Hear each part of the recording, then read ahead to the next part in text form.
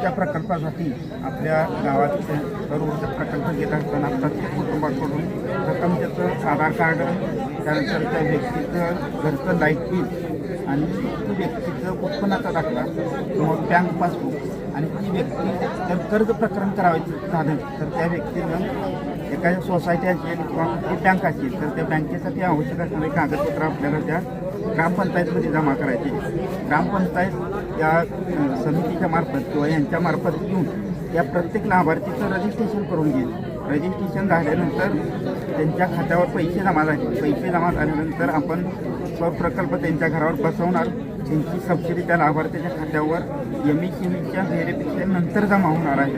त्यामुळं अशा पद्धतीचा हा उपक्रम आहे. आपण पंचायत समितीमार्फत आव्हान करते आहे की प्रत्येक गावातील किमान घरकुल असतील, इतर जे 100 युनिटपेक्षा कमी लाभार्थी असतील यांनी प्राधान्याने हे करून घ्यावं.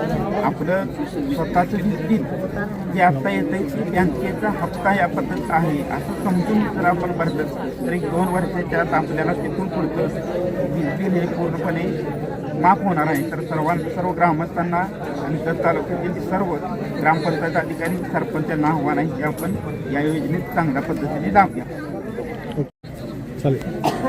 नमस्कार, माझं नाव स्नेहा जमदाडे.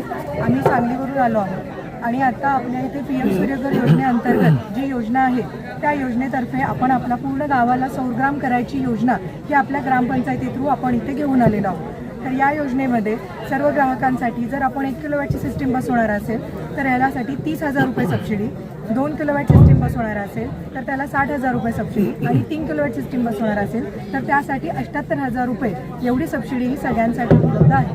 तर या संदर्भात तुम्हाला अजून काहीही माहिती पाहिजे असल्यास आपण आपल्या ग्रामपंचायत अधिकाऱ्यांसोबत येऊन तुम्ही त्यांच्या तिथून सर्व माहितीही घेऊ शकता. धन्यवाद.